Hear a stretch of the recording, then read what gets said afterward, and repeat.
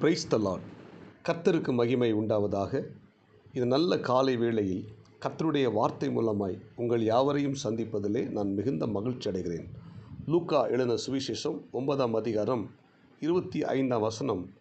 மனுஷன் உலகம் முழுவதையும் ஆதாயப்படுத்தி கொண்டாலும் தன்னைத்தான் கெடுத்து நஷ்டப்படுத்தினால் அவனுக்கு லாபம் என்ன என்று சொல்லப்பட்டிருக்கிறது. அன்பான தேவனுடைய பிள்ளைகளே, மகா அலெக்சாண்டர் என்கிற ஒரு மனிதன் உலகத்தின் பெரும் பகுதியை யுத்தம் செய்து பிடித்து கொண்டு அந்த முழு உலகத்தின் பெரும் பகுதியை அவன் ஆளுகை செய்தான். அப்படிப்பட்ட அந்த மகா அலெக்சாண்டர் அவருடைய மரணத்தை குறித்து பல்வேறு கருத்துகள் நிலவுகிறது. ஒரு சாரார் என்ன சொல்லுகிறாங்கன்னா, அந்த மகா அலெக்சாண்டர் விஷ காய்ச்சலால் பாதிக்கப்பட்டு மரித்து போனார் என்று சொல்லப்பட்டிருக்கிறது. ஆனால் ஆக்ஸ்போர்டு பல்கலைக்கழகத்தில் இருக்கிற வரலாற்று அறிஞர்கள் என்ன பதிவு பண்ணி வைத்திருக்கிறாங்க என்றால், கிமு 323ஆம் ஆண்டு அரேபியா வளைகுடாவில் கடற்படை அந்த தாக்குதலுக்கு தயாராகி கொண்டிருக்கிற சமயத்தில் இந்த மகா அலெக்சாண்டர் அதிகமாக மதுபானத்தை குடித்து கொண்டு இருந்த சமயத்தில் அவருக்கு திடீரென்று மரணம் ஏற்பட்டு மரித்து போனார் என்று எழுதப்பட்டிருக்கிறது. அன்புக்குரிய தேவனுடைய பிள்ளைகளே, உலகத்தின் பெரும் பகுதியை தனக்கு சொந்தமாக்கி கொண்ட அந்த மகா அலெக்சாண்டரால் தன்னுடைய ஆத்துமாவை சரியான முறையில், தன்னுடைய ஜீவனை சரியான முறையில் பாதுகாத்து கொள்ள முடியாமல் மரித்து போனார். இன்றைக்கு அநேக தேவனுடைய பிள்ளைகள், கர்த்தரை ஆராதிக்கிற பிள்ளைகள் இப்படித்தான் வாழ்ந்து கொண்டிருக்கிறார்கள். இந்த உலகத்தில் அநேக ஆசீர்வாதங்களை, ஐஸ்வர்யங்களை சம்பாதிக்கிறார்கள். ஆனால் ஆத்துமாவை குறித்ததான ஒரு பாரம் இல்லாமல், ஆத்துமா நாம் மரித்த பிற்பாடு நம்முடைய ஆத்துமா எங்கே போகிறது என்கிறது குறித்து ஒரு விழிப்புணர்வு இல்லாமல் எத்தனையோ தேவனுடைய பிள்ளைகள் ஆத்துமாவை கெடுத்து கொண்டு வாழ்ந்து கொண்டிருக்கிறார்கள். தேவனுக்கு பிரியமில்லாத காரியங்களை புசித்து குடித்து இன்னைக்கு வாழ்ந்து கொண்டிருக்கிறார்கள். தேவனுடைய பிள்ளைகளை, இந்த இறைவார்த்தை கேட்கிற தேவனுடைய பிள்ளைகளை, நம்முடைய ஆத்துமாவுக்கு நாம் உத்தரவாதியாக இருக்க வேண்டும். நாம் மரித்த பிற்பாடு நம்முடைய ஆத்துமா தேவனிடத்தில் போய்விட வேண்டும். நம்முடைய ஆத்துமாவை நாம் நஷ்டப்படுத்தி விடக்கூடாது. இப்படிப்பட்ட போதை வஸ்துகளால், தேவனுக்கு பிரியமில்லாத காரியத்தினால் நம்முடைய ஆத்துமாக்களை நாம் நஷ்டப்படாமல் நம்முடைய ஆத்துமா தேவனுக்கு நேராக செல்ல நம்மை அர்ப்பணிக்க வேண்டும். இயேசு கிறிஸ்து ஓமையில் சொல்லும்போது, ஒரு மனிதன் என்ன செய்கிறான், தானிய விளைச்சலை அவன் என்ன செய்கிறான், விவசாயம் பண்ணி அதிக விளைச்சல் உண்டாகிறது. விளைச்சல் உண்டான உடனே இவன் என்ன செய்கிறான், தன்னுடைய களஞ்சியத்தை இடித்து தானியத்தை எல்லாம் சேகரித்து வைத்து அநேக தன்னுடைய ஆத்துமாவை குறித்து சொல்லுகிறான்.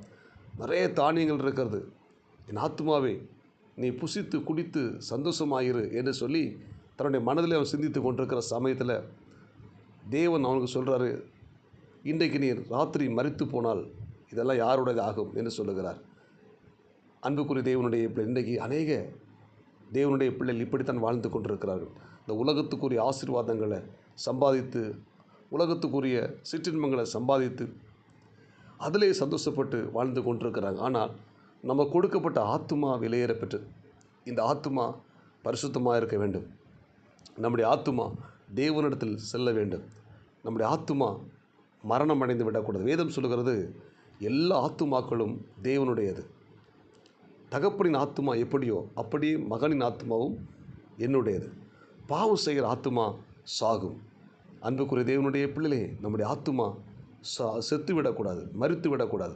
நம்முடைய ஆத்துமா தேவனோடு கூட பரலோக ராஜ்யத்தில் 1000 வருஷம் அரசாட்சியில் வாழ வேண்டும். எனவே நாம் ஒவ்வொருத்தரும் நம்முடைய ஆத்துமாவை குறித்து உத்தரவாதம் பண்ண வேண்டும். இன்றைக்கு அநேக தேவ பிள்ளைகள் இந்த மாதிரி தான் உலக ஆசையில், உலக சிற்றின்பங்களில் மகிழ்ந்திருக்கிறாங்க. தன்னுடைய ஆத்துமாவை குறித்ததான ஒரு விழிப்புணர்வு இல்லாமல் இருக்கிறாங்க. எனவே இந்த இறைவார்த்தை கேட்கிற தேவனுடைய பிள்ளைகளே, நம்முடைய ஆத்துமாவை குறித்து நாம் உத்தரவாதம் பண்ண வேண்டும். அல்லேலூயா. இயேசு கிறிஸ்து சிலுவையில் இருக்கும்போது, பிதாவே, என் ஆவியை உம்முடைய கையில் ஒப்புக் கொடுக்கிறேன் என்று சொல்லி தன்னுடைய ஆவியை, தன்னுடைய ஆத்துமாவை தேவன் கையில் ஒப்புக் கொடுத்தார். தேவன் கொடுத்த ஆத்துமாவை தேவன் கையில் ஒப்புக் கொடுத்தார். இன்றைக்கு இறைவார்த்தை கேட்கிற தேவனுடைய பிள்ளைகளே, நம்முடைய ஆத்துமா தேவன் கொடுத்தது. இந்த ஆத்துமா தேவனுடைய கையில் ஒப்புக் கொடுக்க வேண்டும். எனவே இந்த உலகத்தில் இருக்கிற ஆசீர்வாதங்கள், ஐஸ்வர்யங்கள் மேலே நம்முடைய கண்கள் பதிய வைக்காமல் நம்முடைய ஆத்துமா பரிசுத்தமாய் தேவனுடைய சமூகத்தில் போய் சேருவதற்கு நாம் ஒவ்வொருத்தரும் உத்தரவாதமும் செலுத்த வேண்டும். இந்த இறைவார்த்தை கேட்கிற தேவனுடைய பிள்ளைகளே, இந்த வசனத்தின்படி மனுஷன் உலகம் முழுதும் ஆதாயப்படுத்தி கொண்டாலும் தன் ஜீவனை நஷ்டப்படுத்தினால், தன்னைத்தான் கெடுத்து நஷ்டப்படுத்தினால் அவனுக்கு லாபம் என்ன என்ற வசனப்படி நம்முடைய ஜீவனை நாம் கெடுத்து விடக்கூடாது. நம்முடைய ஆத்மாவை நாம் கெடுத்து விடாமல் நம்முடைய ஆத்மா தூய்மையாய் தேவன் வாசம் பண்ணுகிற ஸ்தலமாய் மாற ஒப்பு கொடுப்போம். ஜெபிப்போமா. பரலோக தேவனே, இந்த இறைவார்த்தை கேட்ட ஒவ்வொரு தேவனுடைய பிள்ளைகளையும் ஆஸ்வதிங்கப்பா. இந்த இறைவார்த்தை கேட்கிற ஒவ்வொரு தேவனுடைய பிள்ளைகள் தங்கள் ஆத்துமாவை குறித்து ஒரு உத்தரவாதம் பண்ணுகிறவர்களை காணப்பட வேண்டும். ஆத்துமாவை கெடுத்து விடக்கூடாது ஆண்டவரே. இந்த வசனத்தின்படி ஆண்டவர் உலகம் முழுதும் ஆதாயப்படுத்தினாலும் தன்னைத்தான் நாங்கள் கெடுக்கிற அந்த எண்ணம், அந்த சுபாவம் வெளியேறணும் ஆண்டவரே. இந்த இறைவார்த்தை கேட்ட ஒவ்வொரு தேவனுடைய பிள்ளைகளும் ஆத்துமாவை குறித்து ஒரு பாரத்தோடு இந்த ஆத்துமா தேவனிடத்தில் சேர வேண்டும் என்கிற எண்ணத்தோடு காணப்பட உதவி செய்கிறார். இந்த இறைவார்த்தை கேட்ட ஒவ்வொரு தேவனுடைய பிள்ளைகளும் கர்த்தர் ஆஸ்வதிங்க. இந்த நாளுக்குரிய கிருபை கொடுங்க.